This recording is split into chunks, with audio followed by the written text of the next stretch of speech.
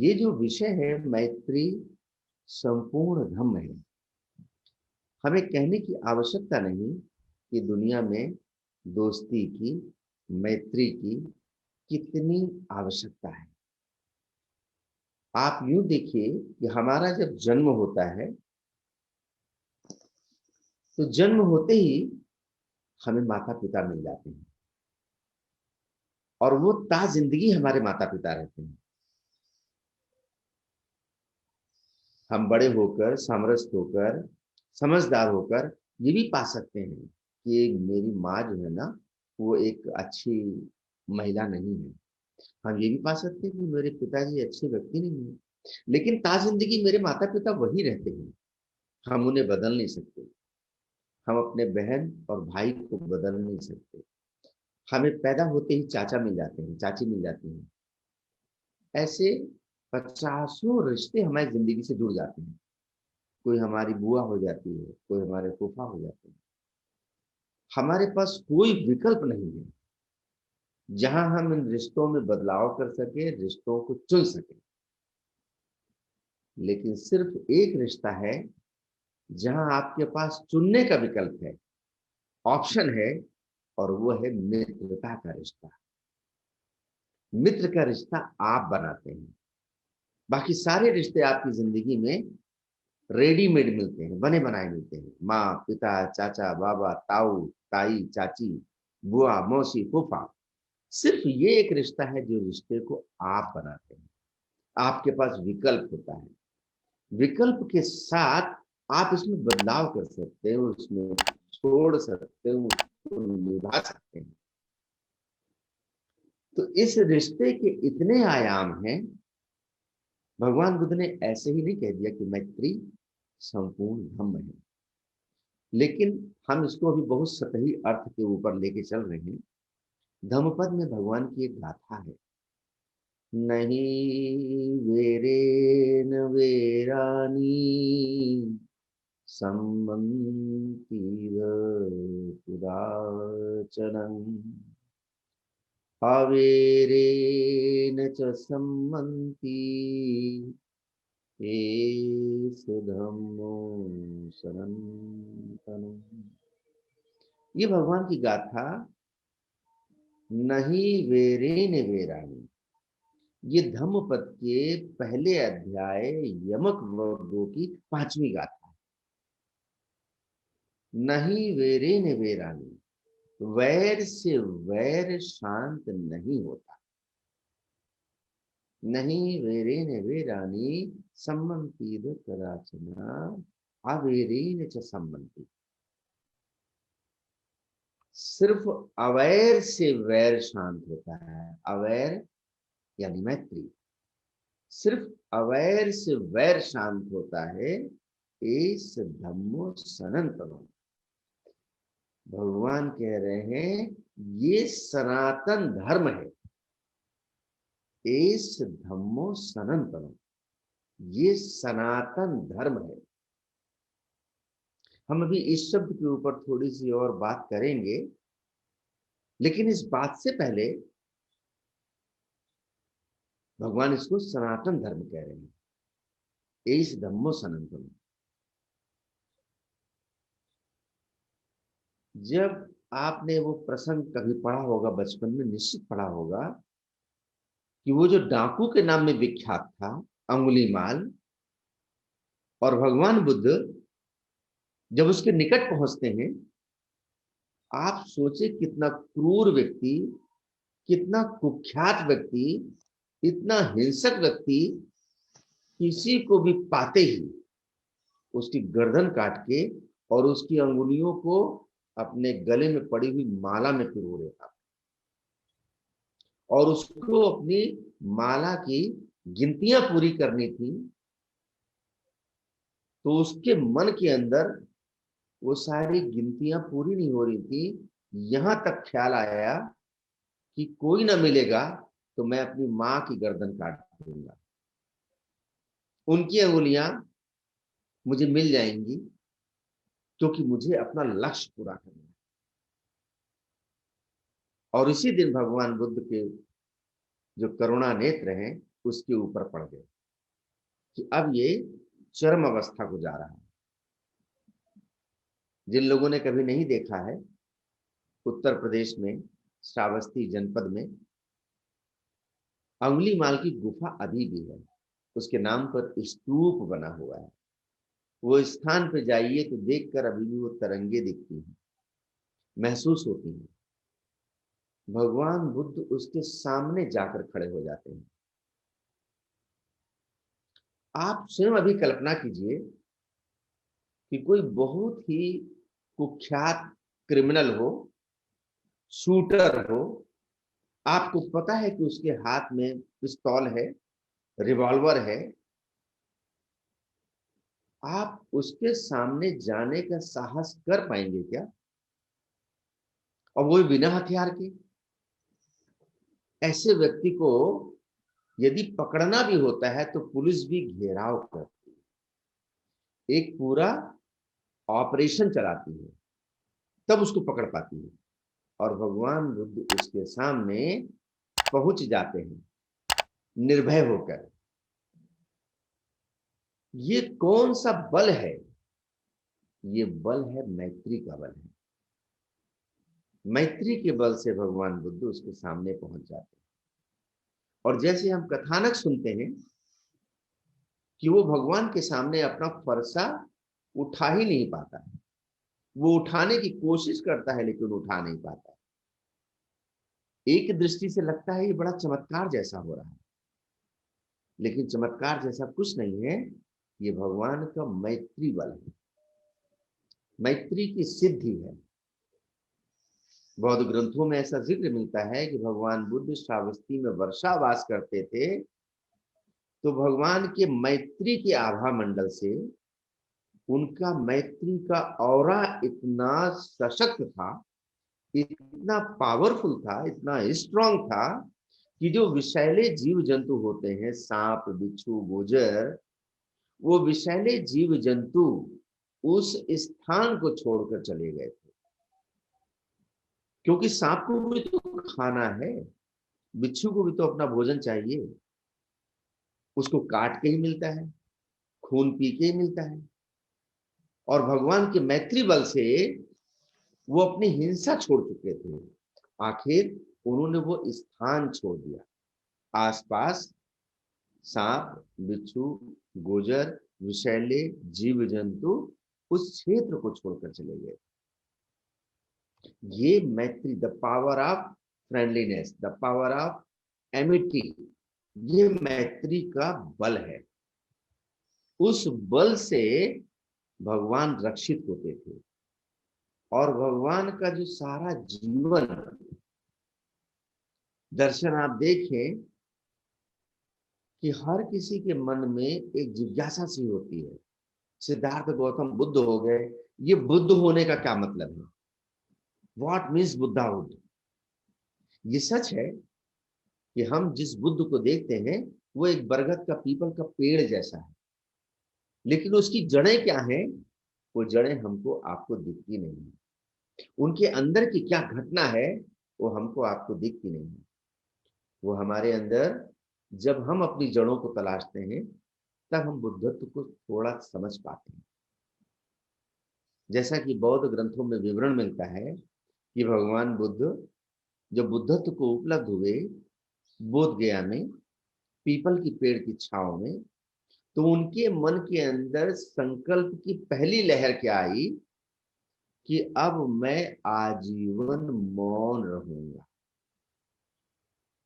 ये संकल्प की पहली लहर आई कि अब मैं आजीवन मौन रहूंगा, क्योंकि ये जो ज्ञान मैंने पाया है ये इतना सूक्ष्म, विरज और निर्मल है, इसे किसी को समझाया नहीं जा सकता। ये बहुत ही सूक्ष्म ज्ञान है। इतने सूक्ष्म ज्ञान को लोगों को समझाना मुश्किल है, तो उन्होंने निर्णय लिया मैं मौन रहूंगा। बोधिसत्व बाबा से डॉक्टर अम्बेडकर ने अपने पावन ग्रंथ बुद्ध उनका धम्म, उसमें एक अध्याय लिखा है ब्रह्म संपाति की घोषणा।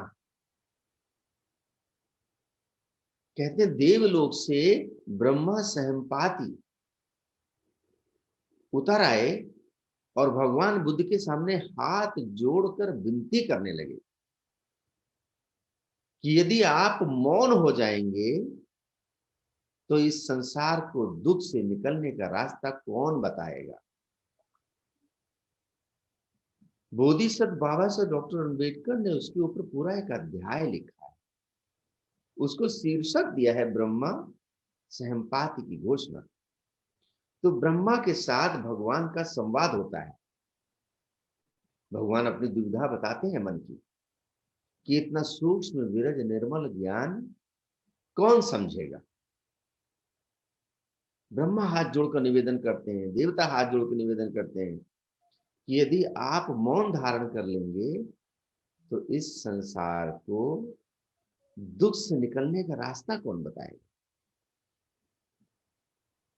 तो भगवान बुद्ध के अंदर एक तरंग का जन्म होता है। जो वो देखते हैं कि मैं लोगों को क्या समझाऊं, लोगों को क्या बताऊं, क्योंकि जो मैंने पाया है अपने अंदर का बुद्धत्व वो तो सबके अंदर है, तो मैं किसको क्या दे सकता हूं, क्योंकि जो मैंने पाया है वो सब में है। इस एक अनुभूति से भगवान गौतम बुद्ध के में सारे संसार के सारे प्राणियों के प्रति मैत्री का भाव उदय होता है। जो मुझ में है वो सब में है, तो प्राणी मात्र के प्रति मैत्री का भाव उदय होता है। मैत्री कहाँ होती है? हमेशा अपने समकक्ष लोगों के साथ होती है। बहुत अमीर और बहुत गरीब आदमी में मैत्री नहीं होती, बहुत धनवान और निर्धन में मैत्री नहीं होती, बहुत बलवान और निर्बल में मैत्री नहीं होती है, बहुत रूपवान और कुरूप में मैत्री नहीं होती है।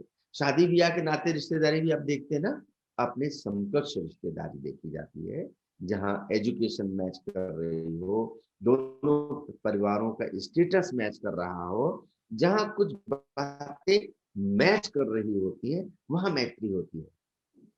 तो भगवान बुद्ध क्या कह रहे हैं, क्या अनुभूति कर रहे हैं? जो मेरे अंदर है वो सबके अंदर है, जो बुद्धत्व मैंने पाया है वो सब में है, इसलिए सब मेरे मित्र हैं। भगवान में मैत्री का उदय होता है। लेकिन मैं पाकर सुखी हो गया हूं, बाकी लोग अभी पाए नहीं हैं। मैं पाकर सुखी हो गया हूं, बाकी लोग अभी पाए नहीं हैं। तो कोई भी जो सच में मित्र होता है अपने मित्र को कष्ट में नहीं देख सकता। जो सच में मित्र होता है वो मित्र की कष्ट में मदद करता है। तो पहली जो तरंग भगवान बुद्ध के मन में, बुद्ध के मन में उदित होती है, प्राणी मात्र के प्रति मैत्री का उदय होता है। लेकिन मैं पा गया हूं और बाकी लोग नहीं पाए हैं, इसलिए दुखी हैं। इसलिए उन दुखी लोगों को दुख से निकालने का, बुद्धत्व पाने का हमें रास्ता बताना है। उनके अंदर प्राणी मात्र के प्रति करुणा का उदय होता है। जब कोई मित्र एक दूसरे मित्र की मदद करता है तो वो किस भाव से मदद करता है? तो उसके अंदर करुणा जागती है। ये बड़ा बारीक सा शब्द है समझने लायक। करुणा में और मैत्री में और दया में, अक्सर लोग दया और करुणा को समानार्थी शब्द समझते हैं, सिनोनिम समझते हैं, लेकिन दया और करुणा सिनोनिमस नहीं है,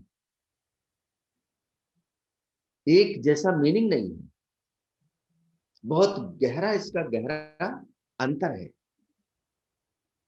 दया क्या होती है? आपके सामने किसी भिखारी ने अपना कटोरा बढ़ाया और आपने उसके कटोरे में एक सिक्का डाल दिया या कि रोटी डाल दी, वो आगे चला गया, ये दया है। लेकिन आपने एक भिखारी को देखा, उसे भूखा देखा, आपने उसके भिखारीपन को छुड़ाने के लिए उसको 1 लाख रुपया दे दिया। ये भीख मांगना छोड़ो, जाओ दुकान लगाओ, सब्जी का ठेला लगाओ, ये काम करो। आपने उसका भिखारीपन छुड़ा दिया, ये करुणा है। तो भिखारी को सिक्का दे देना, रोटी दे देना, ये दया है। लेकिन भिखारी का भिखारीपन छुड़ा देना, ये करुणा है। बाबा साहब डॉक्टर अम्बेडकर और राष्ट्रपिता महात्मा गांधी के बीच बड़ा प्यारा सा संवाद है। जब बाबा साहब डॉक्टर अम्बेडकर महात्मा गांधी जी के आश्रम गए, तो आश्रम के सारे लोग बाबा साहब डॉक्टर अम्बेडकर के झुक झुक के पैर छूने लगे। तो बाबा साहब डॉक्टर अम्बेडकर से महात्मा गांधी ने कहा कि मैं इन सब को शिक्षित करता हूँ, इनको पढ़ाता भी हूँ, इनकी सेवा करता हूँ, लेकिन ये आपके प्रति इतने श्रद्धा भाव से पैर छू रहे हैं। आप भी दलितों का उद्धार करना चाहते हैं, मैं भी दलितों के उद्धार में लगा हुआ हूँ, लेकिन फिर भी ये आपके प्रति इतने श्रद्धालु और आदर भावना क्यों रखते हैं? बाबा साहब डॉक्टर अम्बेडकर का जवाब सुनने वाला है। कहते हैं आप भी उद्धार चाहते हैं, मैं भी उद्धार चाहता हूँ, लेकिन आप में और हम में वो फर्क है जो फर्क एक दाई और माँ में होता है। आप दाई हो सकते हैं, मैं माँ हूं। माँ अपने बच्चे को भूखा देखकर उसके हाथ में एक सिक्का रख के और उसको रोटी रख के विदा नहीं कर सकती। माँ अपने बच्चे की भूख को मिटाने के लिए कुछ भी करेगी। माँ में करुणा होती है, दाई में दया हो सकती है। तो भगवान बुद्ध के मन में प्राणी मात्र के लिए करुणा का उदय हुआ। मैत्री और करुणा, वो करुणा से प्रेरित होकर संसार को दुख से निकालने का मार्ग बताने के लिए तत्पर हुए।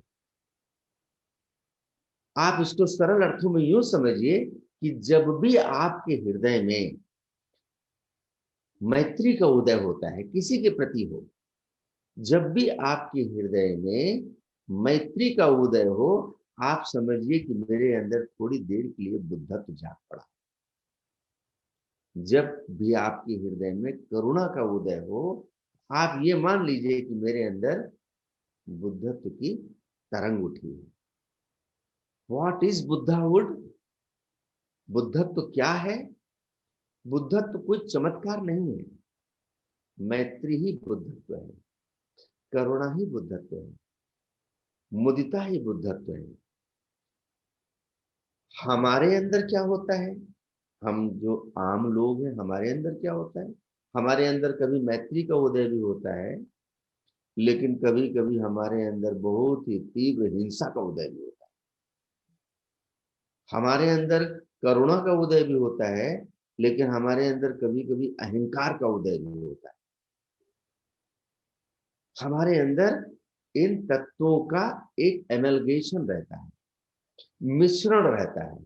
कौन सा तत्व हमको ज्यादा डोमिनेट करता है, कौन सा ज्यादा हमारे ऊपर जोर बनाए रखता है, कौन सा प्रभावी होता है, बलवान होता है, वो हमारा कुल व्यक्तित्व होता है। लेकिन बुद्धत्व क्या है? बुद्धत्व चंदन की तरह है। चंदन को, आपको चंदन का पेड़ होता है ना, चंदन के पेड़ को काट दो तो भी चंदन खुशबू देता रहता है। चंदन के पेड़ के टुकड़े टुकड़े कर दो तो हर टुकड़ा खुशबू देता रहता है। चंदन के पेड़ को आप घिस दो, पीस दो, फिर भी खुशबू देता रहता है। क्यों? उसके अंदर कुछ है ही नहीं।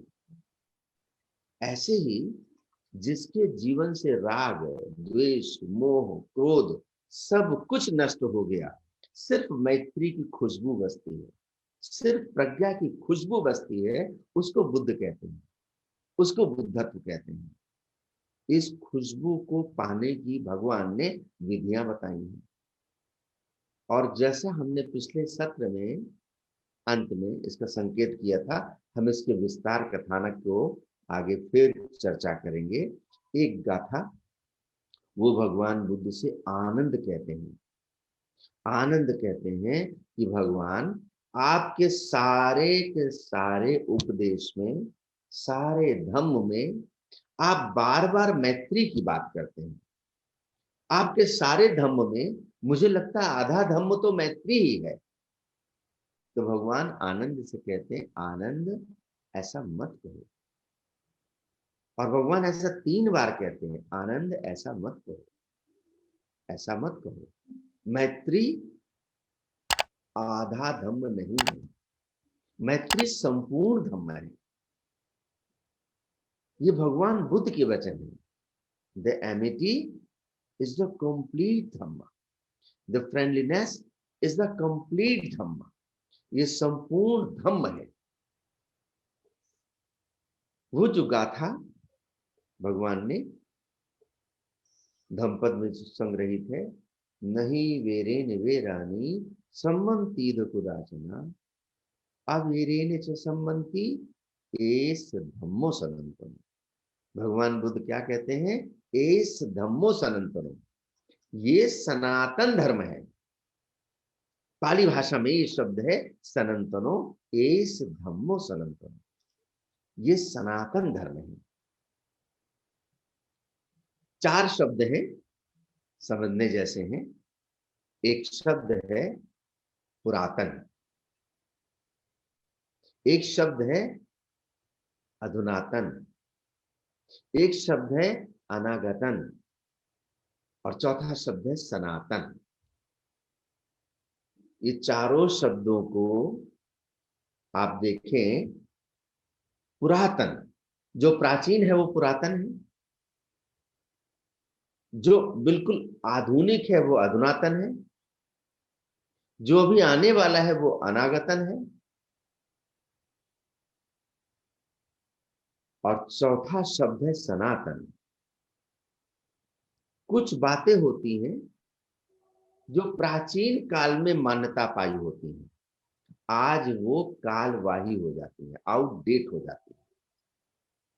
कुछ बातें हैं जो आधुनिक हैं, जिनकी पुराने समय में कोई मान्यता नहीं थी, हो सकता आगे भी कोई मान्यता न रह जाए।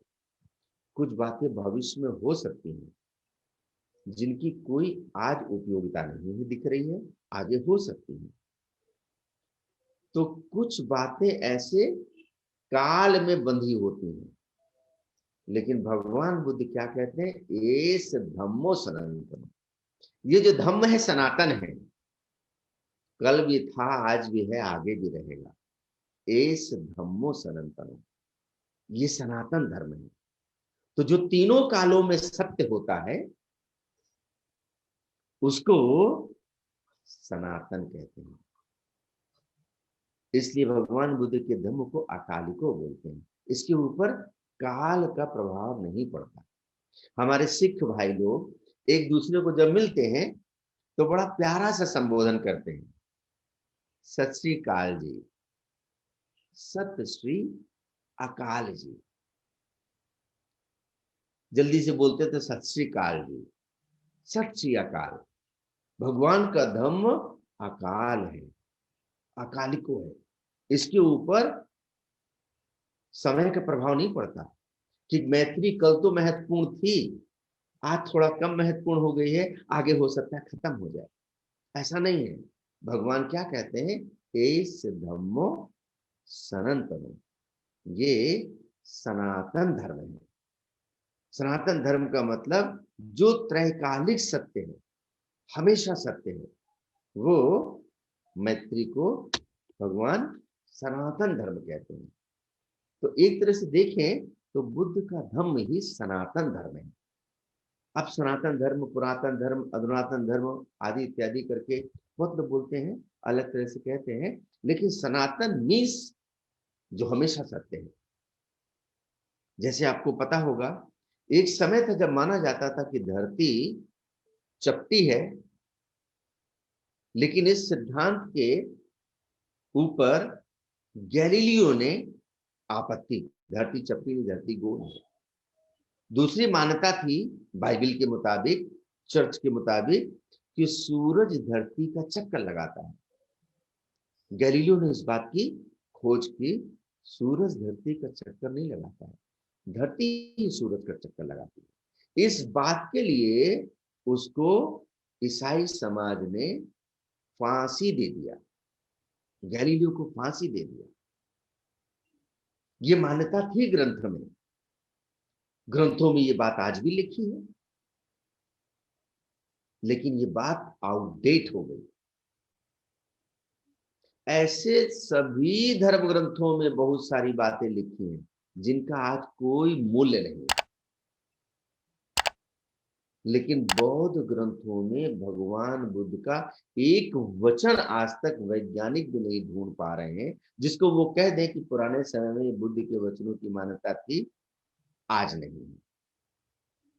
आज भी उनकी वही उपयोगिता है और इस कारण बुद्ध के वचन यूनिवर्सली एक्सेप्टेड होते जा रहे हैं।